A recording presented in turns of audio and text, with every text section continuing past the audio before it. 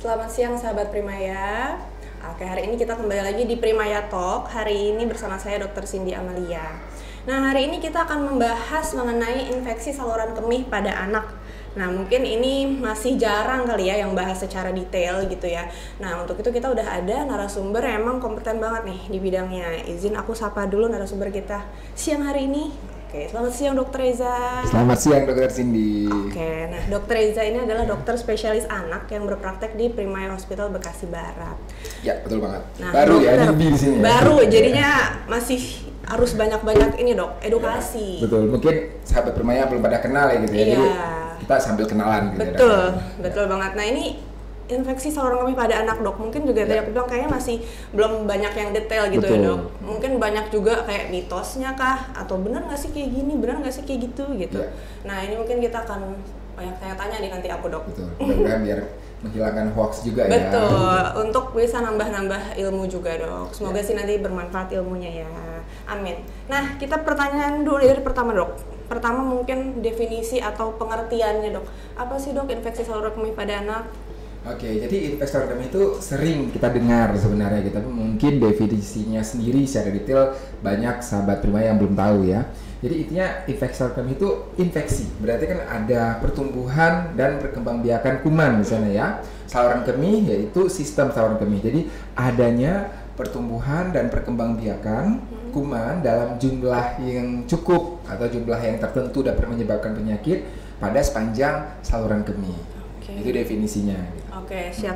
Nah, berhubungannya dok, sepanjang saluran kemih. Saluran kemih ini apa aja sih dok? Karena kan mungkin masyarakat awam gitu ya, mungkin belum tahu kalau ternyata saluran kemih itu sampai ke ginjal gitu. Nah, ini apa aja sih dok saluran kemih itu? Oke, jadi benar banget ya Dr. Cindy. Jadi pertama itu dimulai dari ginjal ya. Ginjal itu ada dua, ukurannya kurang lebih sebesar telapak tangan dan dia bentuknya kurang lebih seperti kacang merah gitu. Kalau bisa kita lihat ya. Dia ada di kanan dan di kiri bagian belakang. Kemudian dari ginjal tersebut, ginjal ini fungsinya banyak. Dia untuk menyaring racun, misalnya untuk produksi urin, mengatur keseimbangan elektrolit, asam basa, keseimbangan tekanan darah. Juga dia fungsinya nanti metabolisme vitamin D dan juga untuk membentukkan sel darah merah. Jadi banyak banget nih fungsi dari ginjal. Salah satunya adalah memproduksi urin. Ya, jadi kita minum, kemudian racun-racun dalam tubuh kita dari berbagai metabolisme itu dikeluarkan melalui urin ya, yang baik-baik diserap kembali. Nah, kemudian urin ini nanti akan mengalir di sepanjang saluran kemih. Ada namanya ureter ya, ureter kanan, ureter kiri, itu seperti muara selang. Dia akan mengalir ke buli-buli atau kandung kemih ya. Kemudian dari kandung kemih itu nanti ada namanya uretra lagi. Nah, uretra ini yang nanti akhirnya keluar melalui kemaluan ya. Kemaluan untuk keluar menjadi air seni atau pipis. Nah, di sepanjang saluran kemih tersebut dari uretra, kandung kemih, ureter sampai ke ginjal, apabila ada infeksi di sepanjang itu, maka itu bisa menyebabkan kondisi infeksi saluran kemih tadi. Oke, baik, siap dok. Untuk infeksinya nih dok, kan tadi kan di sepanjang saluran kemih akan ada infeksi gitu ya. Nah, infeksi ini penyebabnya atau kalau kita bilang di kedokteran etiologinya tuh apa sih dok gitu? Apakah ya bakterinya apa gitu dok? Karena kan biasa bakteri apa sih gitu, kok bisa sampai ada di saluran kemih ya gitu, apa tuh dok? Ya, pada prinsipnya sebenarnya sama seperti infeksi pada saluran lain. Bisa virus, bisa bakteri, bisa juga jamur gitu ya, bisa juga parasit. Nah, tapi paling sering itu adalah infeksi bakteri. Dan bakteri yang paling sering adalah bakteri yang banyak di saluran cerna. Contohnya bakteri E. coli misalnya ya. Jadi bakteri-bakteri yang ada di saluran cerna. Kenapa? Karena memang antara saluran kemih dengan dubur itu kan dekat ya. Jadi kalau misalnya kurang bersih dan lain kuman-kuman di sekitar dubur itu bisa masuk ke saluran kemih dan menyebabkan infeksi. Itu paling sering ya. Walaupun ada kuman-kuman atau bakteri lain yang bisa menyebabkan kondisi tersebut, dan bisa juga kadang-kadang pada kondisi anak dengan gizi buruk atau anak-anak dengan daya tahan tubuh yang rendah, itu juga bisa infeksi sampai jamur, virus atau parasit ya. Oke, siap dok. Jadi paling sering memang ternyata dari bakteri gitu ya, meskipun memang ternyata banyak penyebab-penyebab lainnya gitu. Nah dok, untuk kalau kita bilang epidemiologi atau sebarannya tuh lebih banyak pada anak laki-laki kah atau anak perempuan kah atau rentang umurnya gitu dok, misalnya paling banyak justru anak kecil gitu, justru kan tapi sekarang kalau anak bayi tuh makanya kayaknya apa ya, mungkin mama-mama di rumah kayak nggak aware gitu dok, kok masa sih anak saya sekecil ini Bener. infeksi saluran kemih nggak ada gejala atau gimana gitu? Mungkin prevalensi gimana sih, Dok? Ya, jadi tergantung usianya. Kalau usia-usia balita memang cenderung sedikit lebih banyak pada anak laki-laki ya. Karena kan banyak yang anak-anak mengalami fimosis misalnya gitu ya. Jadi belum disunat gitu. Itu menjadi salah satu faktor risiko karena sulit untuk membersihkan kotoran-kotoran yang ada di sekitar penis, itu bisa memicu terjadi infeksi gitu. Tapi kalau kita lihat di remaja itu lebih banyak pada anak perempuan gitu. Karena sama seperti orang dewasa, banyak perempuan karena memang panjang dari uretra itu lebih pendek pada perempuan dibandingkan laki-laki gitu. Nah, jadi tergantung pada usianya juga gitu. Nah, kalau untuk bagaimana untuk dibandingkan dengan anak kecil sama anak besar, nah ini juga lebih sering pada usia-usia tertentu. Jadi yang paling sering itu adalah pada usia-usia mulai toilet training. Ya. Ini yang maksudnya bukan karena ada penyebab tertentu ya gitu, penyebab misalnya gangguan bawaan gitu ya. Paling sering pada saat proses toilet training itu kan sekitar 18 bulan sampai balita lah ya. Di situ banyak karena kadang-kadang pada saat proses toilet training ini ya banyak anak-anak yang mungkin menahan pipisnya atau pupisnya nggak terlalu tuntas. Nah, makanya sering terjadi infeksi saluran kemih pada usia-usia tersebut. Oke, siap, Dok. Ini kita nyambung lagi faktor resiko, Dok. Tadi kan dokter bilang katanya fimosis jadi faktor resiko. Ya, nah, mungkin faktor resikonya apa aja, Dok? Dan mungkin sedikit membahas tentang fimosis. Gitu. Iya, oke. Nah, kalau pada anak ini uniknya ya, Dokter Cindy, kita kan ada namanya kelainan bawaan pada ginjal dan saluran kemih ya. Kalau bahasa Inggris nih kerennya disebut sebagai cakut. Nah, jadi sepanjang saluran kemih yang tadi saya jelaskan, dari ginjal, kemudian ada ureter, buli-buli, uretra, di sepanjang itu bisa aja nih anak-anak terlahir dengan kondisi kelainan bawaan. Entah ginjalnya satu, entah mungkin ada sumbatan pada ureter kanannya, sumbatan antara misalnya ureter dengan kandung kemihnya, kemudian misalnya ada sumbatan pada uretranya gitu ya. Ini cukup sering terjadi ya. Jadi kalau misalnya kita kok kita kumpulkan sebenarnya angkanya banyak gitu ya, tapi mungkin tersebar gitu. Nah, jadi itu menjadi salah satu faktor risiko kalau adanya kelainan bawaan pada saluran kemih dan ginjal. Nah, kemudian yang kedua bagaimana tadi kondisi toilet training misalnya.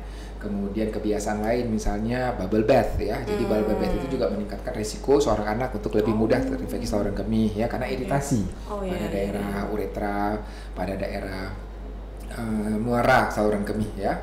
Orifisium uretra eksterna itu sebutnya.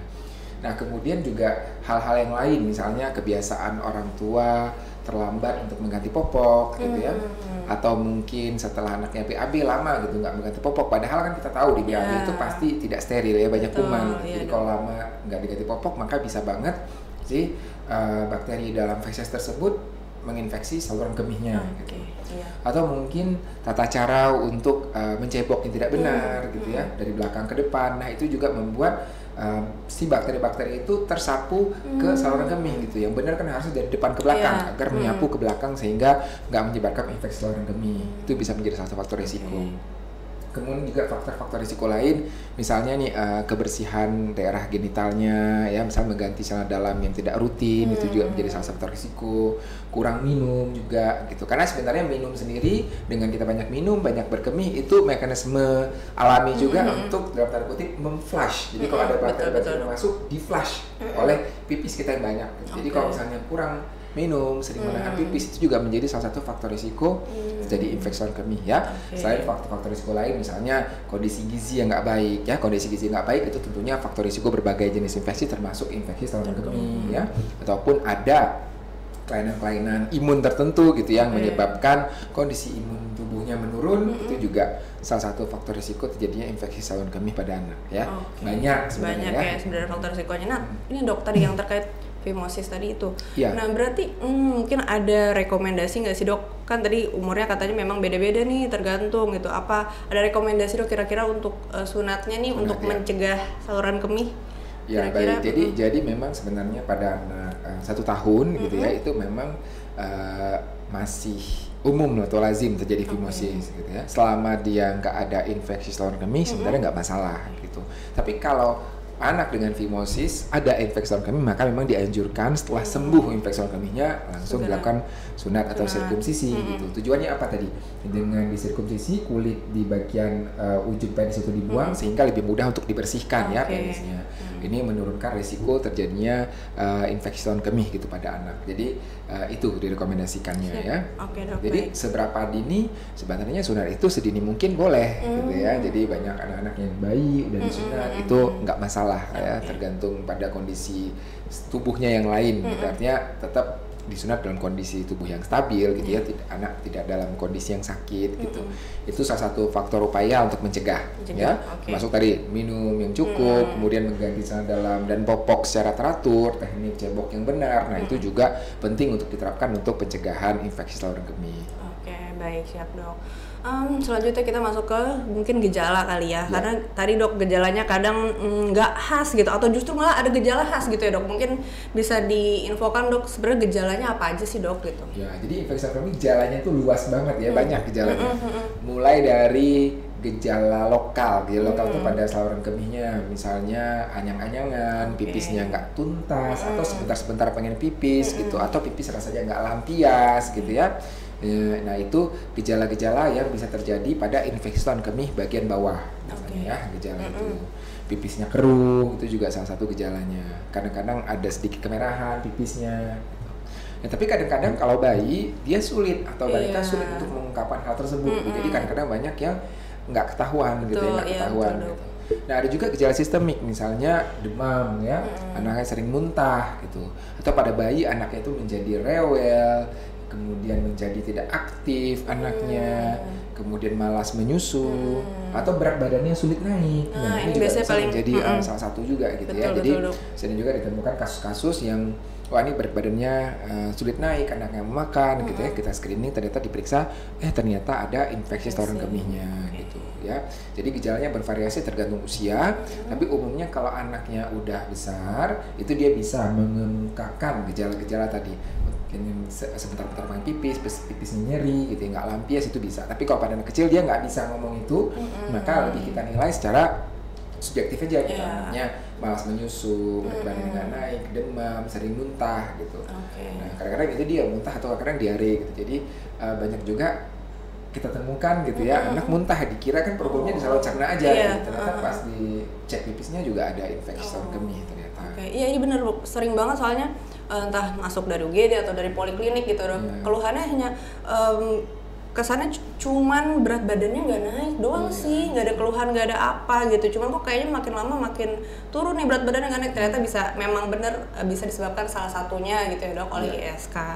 Kadang kan kayak nggak percaya gitu dok, mungkin masyarakat awam, masa dari ISK saluran kemih bisa jadi berat badan nggak naik gitu. Betul, satu lagi sebenarnya jadi infeksi saluran kemih itu dia juga berhubungan sama saluran cerna juga gitu ya. Jadi pada pasien yang katakan mengalami sembelit kronik atau konstipasi kronik ya, nah itu juga sering mengalami ISK. Kenapa? Karena biasanya kalau dia sembelit kronik, mungkin karena di situ banyak massa feses, jepitan pada buli-bulinya sehingga kontraksi buli-bulinya nggak terlalu baik, atau dia menahan-nahan BAB sehingga jadi menahan pipis juga gitu ya. Jadi sering juga terjadi infeksi saluran kemih gitu. Sama anak-anak berhubungan juga sama kondisi-kondisi penyakit saraf tulang belakang gitu ya. Jadi misalnya pada bayi ini kan ada kondisinya spina bifida namanya. Jadi ada kelainan pada tulang belakangnya sehingga ada sarafnya yang kondisinya terbuka, spina bifida gitu ya. Nah, kalau misalnya spina bifida ini pada kondisi-kondisi level tertentu dia itu bisa mengenai persarafan pada saluran kemih juga gitu, sehingga kontraksi saluran kemihnya nggak baik ya, sering beser atau malah sulit untuk berkemih gitu. Nah, ini juga menjadi salah satu faktor risiko. Jadi selain kelainan bawaan pada ginjal dan saluran kemih, ternyata kelainan pada saraf tulang belakang ini juga bisa menjadi salah satu faktor risiko sering terjadinya infeksi saluran kemih pada anak. Oke, baik dok. Terus ini kita pertanyaan juga banyak tadi tuh dok, sempat dibahas-bahas juga infeksi saluran kemih yang lokal tadi tuh dok, katanya itu termasuk yang infeksi saluran kemih bawah. Nah, ini perbedaan dari infeksi saluran kemih bawah dan infeksi saluran kemih atas tuh apa aja sih dok? Maksudnya gimana sih dok cara mendiagnosisnya gitu? Ya betul. Jadi sebenarnya infeksi saluran kemih bawah itu dari buli-buli ke bawah. Kalau infeksi saluran kemih ke atas itu ke atas ya sampai ke ginjal. Gitu. Gejalanya aja sebenarnya udah berbeda karena kalau misalnya dia di bawah gejalanya itu lebih gejala lokal tadi, yang dia anyang-anyangan, sering berkemih, tidak lampias, ya itu nyeri di bawah, di bagian bawah, nah itu gejala-gejalanya. Kalau dia sampai ada gejala demam, nah itu udah masuk ke ISK yang atas gitu, karena itu udah menyebabkan yang namanya pyelonefritis sampai ke ginjal ya. Nah itu dia, jadi itu perbedaan antara ISK bawah dan ISK atas gitu. Tapi sebenarnya salah satu yang lain ya yang bisa kita periksa juga adalah di kadar di darahnya bagaimana gitu. Karena kalau ISK bawah kita lihat urinnya saja gitu yang bermasalah, artinya mungkin kita ketemukan leukosit di urin tinggi, bakteri di urin gitu ya. Tapi kalau ISK atas karena dia udah sampai ke ginjal, biasanya di darahnya juga bermasalah. Entah leukosit di darahnya naik, CRP di darahnya naik, itu bisa kita lihat gitu ya. Nah, itu sih untuk membedakan ISK atas dan ISK bawah ya. Tapi terlepas dari itu gitu ya, kita perlu juga melakukan USG pada kasus-kasus tertentu, pada ISK kasus tertentu. Misalnya ISK pada anak di bawah usia 2 tahun untuk lihat tadi ada nggak kelainan ginjal dan saluran kemih gitu ya. Atau ISK-nya berulang ya. Jadi udah pernah ISK lagi. Nah, itu perlu juga kita lihat USG ya, ginjal dan saluran kemih untuk lihat ada kelainan atau enggak. Atau misalnya pada kondisi-kondisi kita lihat kok kita laba perutnya itu agak bengkak gitu. Nah, ini juga jangan-jangan ginjalnya bengkak, maka kita lakukan USG. Atau harusnya kan ISK ini kalau infeksi bakteri biasa kita terapi selama 10 sampai 14 hari udah tuntas gitu. Tapi kalau udah kita terapi 10-14 hari kok nggak tuntas gitu ya, itu juga perlu kita lakukan USG saluran kemih untuk melihat misalnya takutnya ada abses gitu, ada hal-hal yang lain yang menyebabkan ISK-nya jadi sulit sembuhnya.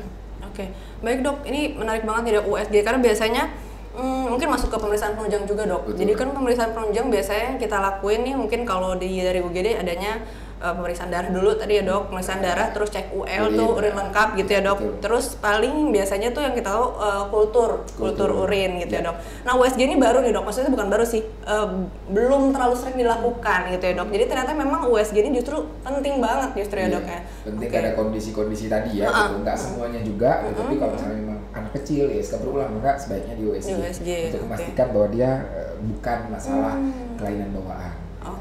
Nah untuk penegakan diagnosis dok apa aja dok? Maksudnya tadi kan gejala-gejala udah nih dok, misalkan sudah memenuhi, terus disertai kultur aja kali ya dok ya? Iya betul, jadi kita cek kultur untuk tahu jenis kumannya apa dan juga nanti kepekaan terhadap antibiotik ya yang akan diberikan apa. Tapi sebelum keluar hasil kultur kita juga udah bisa memberikan terapi kalau memang dari gejala mendukung, dari pemeriksaan urinnya mendukung. Artinya di sana kita lihat ada leukositnya meningkat ya, ada bakteri di urin.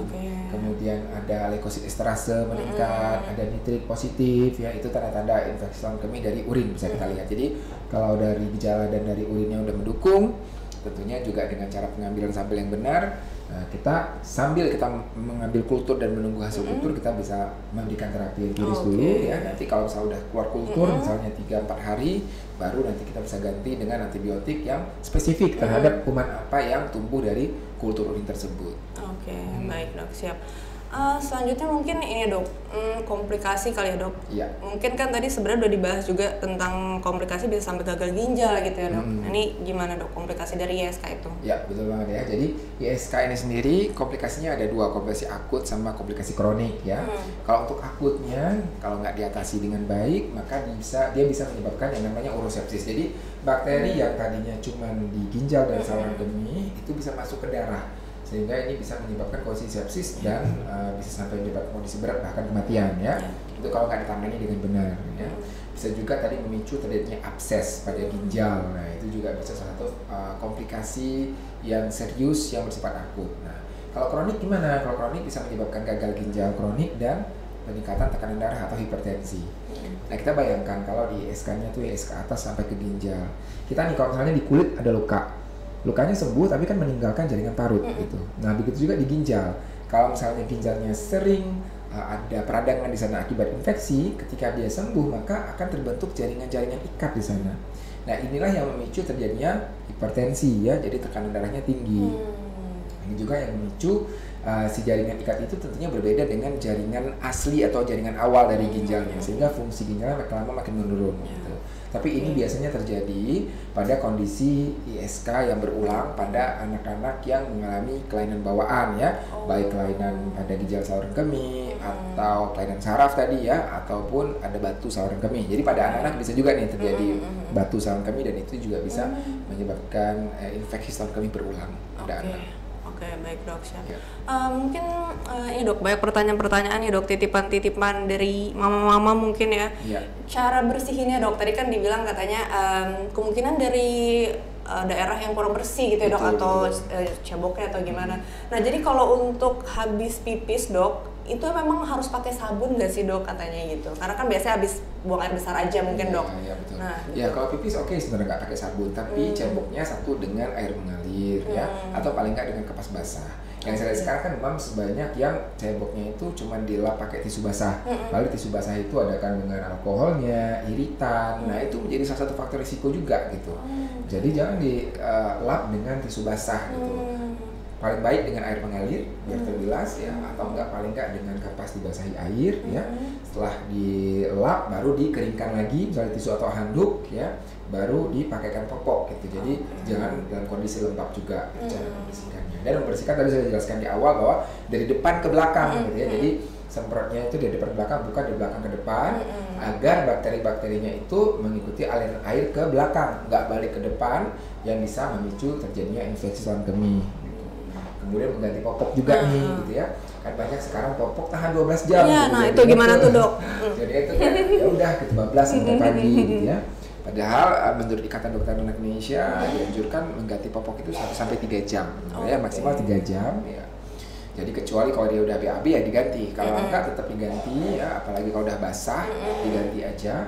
Karena selain mencegah terjadi infeksi kemih juga mencegah terjadinya ruang popok tentunya ya. Jadi penting untuk menjaga daerah tersebut agar nggak terus-terusan lembab, nggak mudah iritasi, karena itu semua bisa memicu terjadi infeksi saluran kemih ya. Itu juga terus faktor kebiasaan juga tadi kayak bubble bath ya, sebaiknya itu tidak gitu, karena itu juga bisa meningkatkan risiko untuk infeksi saluran kemih. Baik dokter, ternyata banyak mitosnya masih. Mungkin ya itu dok, kalau misalkan itu tetap harus pakai tisu basah tadi ya dok. Berasa tuh tisu basah udah paling bersih gitu ya dok. Paling bersih, masih simpel gitu ya. Cuma ternyata ya dampaknya ya bisa meningkatkan risiko infeksi kemih. Nah terus untuk ini dok, sama sih dok tekniknya juga, karena kan biasanya justru mungkin ilmunya udah ada, cuman pas ditata tekniknya tuh salah gitu ya dok, atau masih belum benar. Untuk airnya itu sendiri kan air mengalir gitu ya dok. Itu airnya air hangat apa air biasa dok? Yang ada ketentuan sebenarnya, boleh air biasa, nggak masalah ya, nggak mesti air hangat juga.